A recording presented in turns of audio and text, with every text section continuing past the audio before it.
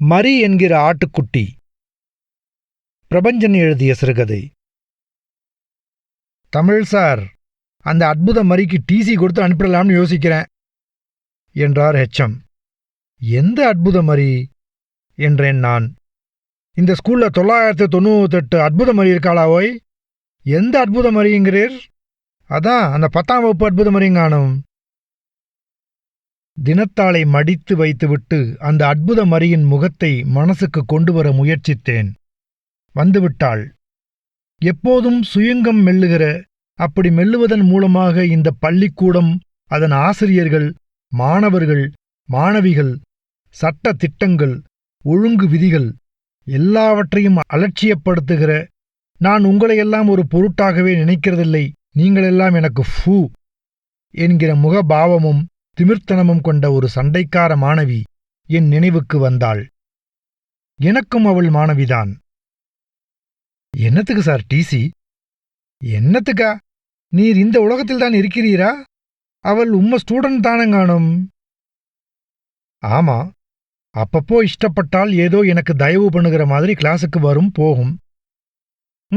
நீரே சொல்கிறீர் பாரும் என்று சொல்லிவிட்டு 2 ஆள் சேர்த்து தூக்க வேண்டிய வருகை பதிவு ரெஜிஸ்டரையும் இன்னும் 2-3 ஃபைலையும் தூக்கி என் முன் போட்டார். பாரும், நீரே பாரும். போன 6 மாச காலத்துல எண்ணி 12 நாள் தான் ஸ்கூலுக்கு வந்திருக்கிறாள். வீட்டுக்கும் மாசம் ஒரு கடிதம் எழுதி போட்டுக்கொண்டுதான் இருக்கேன். ஒரு பூச்சி புழு இப்படி எட்டி பார்த்து அந்த கடுதாசி போட்ட கம்நாட்டி யாருன்னு கேட்டுச்சா? சரதான் போடா, நீமாச்சு உன் கடுதாசியுமாச்சுன்னு இருக்காள் அவர். சரி, ஏதாச்சும் மெடிக்கல் சர்டிஃபிகேட் கேட்டு வாங்கி சேர்த்துக்கலாம்னா வந்தால தேவலாம். நம்ம டிஇஓ மாதிரி இல்லை, ஸ்கூலுக்கு இஷ்டப்பட்டால் வருகிறாள். வந்தாலும் ஸ்டூடெண்ட் மாதிரியா வர்றாள்?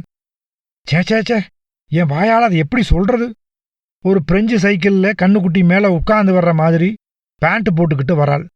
பேண்ட்டுங்கானும், பேண்ட். என்ன மாதிரி பேண்ட்டுங்கிறீர்?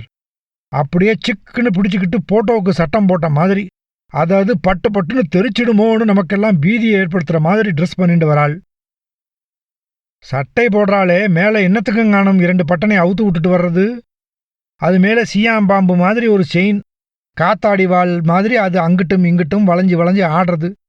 கூட இத்தனை பசங்க படிக்கிறாங்களேன்னு கொஞ்சமாச்சும் உடம்புல வெக்கம் வேணாம்? இந்த இழவெடுத்த ஸ்கூல்ல ஒரு யூனிஃபார்ம், ஒரு ஒழுங்கு, ஒரு மண்ணாங்கட்டி, ஒரு தெருப்புழுதி ஒன்றும் கிடையாது. எனக்கு தெரியுங்கானும், நீர் அதையெல்லாம் ரசித்திருப்பீர். சார், ஓய் சும்மா இருங்கானும். 40 வருஷம் இதில் குப்பை கொட்டியாச்சு. I know human psychology mister Tamil. Tamil sir, எனக்கு மனத்தத்துவம் தெரியும்பா. உமக்கு என்ன வயசு? 29 சார். என் சர்வீஸே 40 வருஷம். பேண்ட்டு சட்டை போடக்கூடாதுன்னு விதி ஒன்றும் நம்ம ஸ்கூல்ல இல்லையே சார். அதுக்காக அவுத்து போட்டுட்டும் போகலான்னு விதி இருக்கா என்ன? வயசு 18 ஆகுதுங்கானும் அவளுக்கு. கோட்டடிச்சு இப்போதான் 10th வந்திருக்கிறாள். எங்கள் காலத்தில் 18 வயசுல இடுப்பில் ஒன்று, தோளில் ஒன்று இருக்கும். போதா குறைக்கு மாங்காயை கடிச்சிக்கிட்டு இருப்பாளுங்க. போன வாட்டி, அதான் போன மாசத்துல ஒரு நாள் போனா போகுதுன்னு நம்ம மேலே இறக்கப்பட்டு ஸ்கூலுக்கு வந்தாளே, அப்போ அவள் ஒரு நாளில் 6 மணி நேரத்துக்குள்ளார ஹார்ட்லி 6 hours சார். என்ன பண்ணியிருக்காள் தெரியுமா? யாரோ 4 தடி கழுதைகளோட, நீங்களாம் ரொம்ப கௌரவமாக சொல்லிப்பேளே ஃப்ரெண்ட்ஸ் அப்படின்னு, 4 தடி கழுதைங்களோட ஸ்கூல் வாசல்ல சிரிச்சு பேசிட்டு இருந்திருக்காள். நம்ம ஹிஸ்டரி மகாதேவன் இருக்கே, அது ஒரு அஷடு. நம்ம ஸ்கூல் வாசல்ல நம்ம ஸ்டூடெண்ட் இப்படி மிஸ்பிஹேவ் பண்றாளேன்னு அவகிட்ட போய், இப்படியெல்லாம் பண்ணக்கூடாது அற்புத மாதிரி, உள்ளே வான்னு கூப்பிட்டு இருக்கான். அவள் என்ன சொன்னால் தெரியுமோ? சொல்லுங்க சார். உங்களுக்கு பொறாமையா இருக்கா சார்னு கேட்டுட்டாள். அந்த பசங்க முன்னால வச்சு மனுஷன் கண்ணால ஜலம் விட்டுட்டு என்கிட்ட சொல்லி அழுதார். இந்த ஸ்கூல் கேம்பஸுக்குள்ள நடக்கிறதுக்கு தான் நீங்க பொறுப்பு, வெளியில நடக்கிற விவகாரத்துக்குலாம் நீங்க என்ன கட்டுப்படுத்த முடியாது சார்னு மூஞ்சில் அடிச்ச மாதிரி சொல்றாள். யாருக்கிட்ட? இந்த நரசமங்கிட்ட. ஹெச்எம்முக்கு முகம் சிவந்து மூக்கு விடைத்தது. இந்த அநியாயம் இத்தோடு போகல. சாயங்காலம் பிடி மாஸ்டர்கிட்ட சண்டை போட்டு கொண்டாள். அவன் இப்படி பண்ணப்படாது, இப்படி விளையணும், இந்த மாதிரி கையை வச்சுக்கணும்னு அவளை தொட்டு சொல்லி கொடுத்துருக்கான். தொட்டவன் எசக பெசகா எங்கேயோ தொட்டுட்டான் போல் இருக்கு. இவ என்ன கேட்டிருக்கா தெரியுமா? என்ன தொட்டு பேசாதீங்கன்னு சொல்லியிருப்பாள். மனுஷ ஜாதினா அப்படித்தானே சொல்லியிருக்கணும். இவள் என்ன சொன்னாள் தெரியுமா? ஹெச்எம் தலையை கையில் தாங்கி பிடித்துக் கொண்டார். அவர் முகம் வேர்த்து விட்டிருந்தது. சார், உங்க பொண்டாட்டியோட நீங்க படுக்கிறது இல்லையான்னு கேட்டுட்டாள். பாவம், நம்ம பிடி பத்மநாபன் லீவு போட்டுவிட்டு போய்விட்டான். முடியாதுப்பா, முடியாது. நானும் 4 பெத்தவன். இந்த ராட்சச ஜென்மங்களையெல்லாம் வச்சுக்கிட்டு ரத்த கொதிப்பை வாங்கிக்கிட்டு அல்லாட முடியாதுப்பா. அந்த கழுதையை தொலைச்சி தலைமுழுகிட வேண்டியதுதான். இப்போ போய் டிசி கொடுத்துட்டால் அவள் எஸ்எஸ்எல்சி எழுத முடியாமல் போயிடும் சார். அவள் வாழ்க்கை வீணாக போய்விடும். அந்த கழுதைக்கு அதை பத்தி கவலை இல்லை. உமக்கு எதுக்கு? நமக்கெதற்கு என்று என்னால் இருந்துவிட முடியாது. அது என் சுபாவமும் இல்லை. அத்தோடு அந்த மரி என்ற ஆட்டுக்குட்டி ஒரு சின்ன பெண். அப்படி என்ன பெரும் பாவங்களை பண்ணிவிட்டாள்? அப்படியேதான் இருக்கட்டுமே. அதற்காக அவளை கல்லெறிந்து கொள்ள நான் என்ன அப்பழுக்கற்ற யோக்கியன்? நான் சுமதியிடம் சொன்னேன். ஹெச்எம் மாதிரிதான் அவளும் சொன்னாள். உங்களுக்கு எதுக்கு இந்த வம்பெல்லாம்? நீங்க சொல்றத பார்த்தா அது ரொம்ப ராங்கி டைப் மாதிரி தெரியுது. உங்களையும் தூக்கி எறிஞ்சு ஏதாச்சும் பேசிட்டாள் என்றாள். அவளை சம்மதிக்க வைத்து அவளையும் அழைத்துக் கொண்டு மரி வீட்டுக்கு ஒரு நாள் சாயங்காலம் போனேன். என் வீட்டுக்கு ரொம்ப தூரத்தில் இல்லை அவள் வீடு. ரயில் நிலையத்துக்கு எதிரே இருந்த வரிசை வீடுகளில் திண்ணை வைத்த, முன்பகுதி ஓடு போட்டு பின்பகுதி ஒட்டிய பழங்காலத்து வீடு அவளுடையது. விளக்கு வைத்த நேரம். திண்ணை புழுதி படிந்து பெருக்கி வாரப்படாமல் கிடந்தது. உள்ளே விலைமதிப்புள்ள நாட்காலிகள், சோஃபாக்கள் இருந்தன. ஆனாலும் எந்த ஒழுங்கும் இன்றி கல்யாண வீடு மாதிரி இறைந்து கிடந்தன. மரி என்று நான் குரல் கொடுத்தேன். 3 முறை அழைத்த பிறகுதான் யாரு என்று ஒரு குரல் உள்ளிருந்து வந்தது. கலைந்த தலையும் தூங்கி எழுந்த உடை சுருக்கங்களோடும் சட்டையும் கைலியுமாக வெளிப்பட்டாள் மரி. என்னை பார்த்ததில் ஒரு ஆச்சரியம் வெளிப்படையாக அவள் முகத்தில் தோன்றியது. என் மனைவியை பார்த்ததில் அவளுக்கு இரட்டை ஆச்சரியம் இருக்க வேண்டும். வாங்க சார், வாங்க, உட்காருங்க என்று எங்கள் இருவரையும் பொதுவாக வரவேற்றுவிட்டு நாட்காலிகளை ஒழுங்குபடுத்தினாள். சோஃபாவில் நானும் சுமதியும் அமர்ந்தோம். எதிரில் இருந்த ஒரு நாட்காலியில் அவள் அமரச் சொன்னதும் அமர்ந்தாள். தூக்கத்தை களைச்சிட்டேனாமா என்றேன். பரவாயில்லை சார் என்று வெட்கத்தோடு தலையை கவிழ்த்துக் கொண்டாள். முகத்தில் விழுந்த முடியை மேலே தள்ளிவிட்டுக் கொண்டாள். நீங்க எப்படி இங்க? சும்மாதான், பீச்சுக்கு போய்கிட்டு இருந்தோம். வழியிலே தானே உங்க வீடு. பார்த்து ரொம்ப நாளையாச்சேன்னு நுழைஞ்சிட்டோம். அழையாத விருந்தாளி. உடம்பு சரியில்லையா? தைல வாசனை வருதா சார்? லேசா தலைவலி. ஏதாச்சும் சாப்பிட்றீங்களா சார்? எல்லாம் ஆச்சு. வீட்டில் யாரும் இல்லையா? வீடா சார் இது? வீடுன்னா அப்பா அம்மா இருக்கணும். அப்பா எப்பவோ போயிட்டார். போயிட்டாருன்னா செத்து போயிடல, எங்களை விட்டு விட்டு போயிட்டார். அம்மா என்னை சுத்தமா விட்டுடல. அப்பப்போ நாங்க சந்திக்கிறோம். சமயத்துல 2 நாளைக்கு ஒரு முறை நாங்க பார்த்து கொண்டால் அது அதிகம். அதனால்தான் இது வீடான்னே. எனக்கு ஏதோ லாட்ஜில் தங்குற மாதிரி தோணுது. எனக்கு சங்கடமாயிருந்தது. இரவுகளில் நசுங்கிய அலுமினிய பாத்திரத்தை எடுத்துக்கொண்டு பிச்சைக்கு வருகிற குழந்தையை பார்ப்பது போல இருந்தது. சாப்பாடெல்லாம் எப்படி அம்மா? பெரும்பாலும் பசி எடுக்கிறப்போ எங்க தோணுதோ அங்க சாப்பிடுவேன். ஹோட்டல்ல தான். அம்மா வீட்டில் தங்கியிருந்தா ஏதாவது செய்வாங்க. அம்மா சமையலை காட்டில ஹோட்டல்ல தேவல. நல்லா இருக்காதுன்னு சொல்லல, அம்மான்னு நினைச்சு சாப்பிட முடியல. பொண்ணுன்னு நினைச்சு அவங்களும் பண்ணல. சுமதி என்னை முந்திக் கொண்டு கேட்டாள். உன் அம்மா தானே அவங்க? ஆமாங்க. இப்போ வேறு ஒருத்தரோட அவங்க இருக்காங்க. அவரை எனக்கு பிடிக்கல, என்னையும் அவருக்கு பிடிக்கல. சரி, அவங்க வாழ்க்கையை அவங்க வாழறாங்க. என் வாழ்க்கையை நான் வாழ்ந்து கொண்டு தீர்க்கிறேன். ஓர் இறுக்கமான மௌனம் எங்கள் மேல் கவிழ்ந்தது. நான் சாவி கொடுக்காமல் எப்போதோ நின்று போயிருந்த கடிகாரத்தை பார்த்து கொண்டிருந்தேன். மரி, ஸ்கூலுக்கு வந்தால் ஒரு மாறுதலாக இருக்குமில்ல?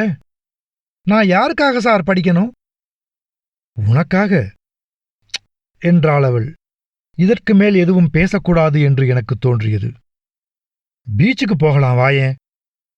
வரட்டுமா சார் என்று ஆச்சரியத்துடன் கேட்டாள். வா. இதோ வந்துவிட்டேன் சார் என்று துள்ளிக்கொண்டு எழுந்தாள். உள்ளே ஓடினாள். நான் சுமதியை பார்த்தேன். பாவங்க என்றாள் சுமதி. யாருதான் பாவம் இல்ல? இந்த பெண்ணை விட்டு விட்டு எங்கேயோ இருக்கிற அந்த அம்மா பாவம் இல்லையா? இதோட அப்பா பாவம் இல்லையா? எல்லோருமே ஒரு விதத்துல பாவம்தான் என்றேன் நான். அப்போதுதான் பூத்த ஒரு பூ மாதிரி, மழையில் நனைந்த சாலை ஓரத்து மரம் மாதிரி, ஓடை கூழாங்கல் மாதிரி வெளிப்பட்டாள் மரி. பேண்ட் தான் போட்டிருந்தாள். சட்டையை டக் பண்ணியிருந்தாள். அழகாகவே இருந்தது அந்த உடை. உடம்புக்கு சௌகரியமானதும் பொருத்தமானதும் தானே உடை. ஸ்மார்ட் என்றேன். தேங்க்யூ சார் என்றாள் பரவசமான சிரிப்பில். நான் நடுவிலும், இரண்டு புறவும் இருவருமாக நாங்கள் நடந்தே கொஞ்ச தூரத்தில் இருந்த கடற்கரையை அடைந்தோம். கடற்கரை சந்தோஷமாக இருந்தது. ஓடிப்பிடித்து கல் குதிரைகளின் மேல் உட்கார்ந்து விளையாடும் குழந்தைகள், குழந்தைகள் விளையாட்டை பார்த்து ரசிக்கும் பெற்றோர்கள், உலகத்துக்கு ஜீவன் சேர்க்கும் யுவர்களும் யுவதிகளும். கடலைகள் கடல் மணலில் சுகமாக வருபட்டன. குழந்தைகள் வாழ்வில் புதிய வர்ணங்களைச் சேர்த்து பலூன்கள் பறந்தன. ஸ்டூல் போட்டு பட்டாணி சுண்டல் விற்கும் ஐயரிடம் வாங்கி சாப்பிட்டோம். காரவடை வாங்கி கொடுங்க சார் என்றாள் மரி. கொடுத்தேன். தின்றாள். மத்தியானம் சாப்பிடல சார், சோம்பேறித்தனமா இருந்துச்சு, தூங்கிட்டேன். ராத்திரி எங்களோட தான் நீ சாப்பிடுற என்றாள் சுமதி. இருக்கட்டும்க்கா. என்ன இருக்கட்டும், நீ வர்ற. வரும்போது சுமதியின் விரல்களில் தன் விரல்களை கோத்துக்கொண்டு சற்று பின்தங்கி மரி பேசிக் கொண்டு வந்தாள். நான் சற்று முன் நடந்தேன். சாம்பாரும் கத்திரிக்காய் கறியும்தான். மத்தியானம் வறுத்த நெத்திலி கருவாடு இருந்தது.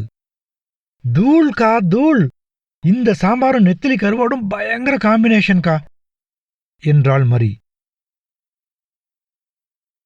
மரி இப்போதெல்லாம் காலையும் மாலையும் தவறாமல் எங்கள் வீட்டுக்கு வந்து போய்க் கொண்டிருந்தாள். காலை இட்லி எங்கள் வீட்டில்தான். வருஷம் 365 நாட்களும் எங்கள் வீட்டில் இட்லி அல்லது தோசைதான். ஆட்டுக்கல்ல ஒளித்து வைத்துவிட்டால் சுமதிக்கு ஹார்ட் அட்டாக்கே வந்துவிடும் மரி என்பேன். மரி விழுந்து புரண்டு சிரிப்பாள். சாயங்காலங்களில் எங்கள் வீட்டில்தான் அவள் வாழ்க்கை கழிந்தது. பேண்ட் போட்ட அந்த பெண் சிரமப்பட்டு சம்மணம் போட்டு உட்கார்ந்து சுமதிக்கு வெங்காயம் நறுக்கித் தருவதை பார்க்க வேடிக்கையாக இருக்கும். ஏம்மா, சைக்கிள்ல ஊரை சுற்றுகிற பெண் நீ, இங்கே இவளுக்கு வெங்காயம் நறுக்கித் தர்றியோ என்றேன். இதுதான் சார் த்ரில்லிங்கா இருக்கு. கண்ணில நீர் சுரக்க சுரக்க வெங்காயம் நறுக்கிறது பயங்கரமான எக்ஸ்பீரியன்ஸ் என்றாள். ஐயோ, இந்த பயங்கரமே. சார், ஒன்னு சொல்லட்டுமா? ஓஹோ, 2-3 சொல்லு. சீரியஸா கேட்கிறேன் சார். நான் இங்க வந்து போறதுல உங்களுக்கு தொந்தரவு இல்லையே சார்? சத்தியமாக கிடையாது. கொஞ்ச நேரம் அமைதியாக இருந்துவிட்டு அவள் சொன்னாள், ஏன் சார் கெட்டுப்போனவள்னு எல்லாரும் சொல்ற என்ன எதுக்கு உங்க வீட்ல சேர்த்து சோறும் போடுறீங்க? சிரிப்புத்தான் வந்தது. பைத்தியமே, உலகத்தில் யார்தான் கெட்டுப்போனவங்க? யாராலுமே கெட முடியாது, தெரியுமா? மனசுக்குள்ளே நீ கெட்டுப்போனவள்னு நினைக்கிறியாக்கும். அதை விட்டுடு. நீயும் கெட்டவள் இல்ல, உங்க அம்மாவும் அப்பாவும் யாருமே கெட்டவங்க இல்ல. அவள் சொன்னாள், எங்க அம்மாவை பழி தீர்க்கணும்னு தான் அப்படியெல்லாம் நடந்துக்கிறேன் சார். எனக்கு தெரியும் என்றேன். 10 நாள் இருக்குமோ? இருக்கும். ஒரு நாள் மரி என்னிடம் கேட்டாள், சார், நான் ஸ்கூலுக்கு வர்றதே இல்லைன்னு நீங்க ஏன் கேட்கவில்லை? நான் அவள் முகத்தை பார்த்தேன். 2 மணிகள் உருண்டு விழத் தயாராயிருந்தன அவள் கண்களில். என்ன நீங்க கேட்டிருக்கணும் சார். ஏண்டி ஸ்கூலுக்கு வரலைன்னு என்ன அரைஞ்சு கேட்கணும் சார். அப்படி யாரும் என்ன கேட்க இல்லைங்கிறதுனால தானே சார் நான் இப்படி விட்டேத்தியா இருக்கேன். என் மேல இப்படி யாரும் அன்பு செலுத்தினதில்லை சார். அன்பு செலுத்துறவங்களுக்கு தானே அதிர்ட்டி கேட்கவும் அதிகாரம் இருக்கு. உனக்கே அது தோணணும்னு தானே நான் காத்திருக்கேன். அதனால என்ன, ஒன்றும் முழுகி போய்விடவில்லை. இன்னைக்கு புதுசா ஆரம்பிப்போம். இன்னைக்கு தான் 10th கிளாஸ்ல நீ சேர்ந்தன்னு வச்சுக்க. நாளையிலிருந்து நம்ம ஸ்கூலுக்கு போறோம் என்றேன். மரி முகத்தை மூடிக்கொண்டு விசும்பி விசும்பி அழுதாள்.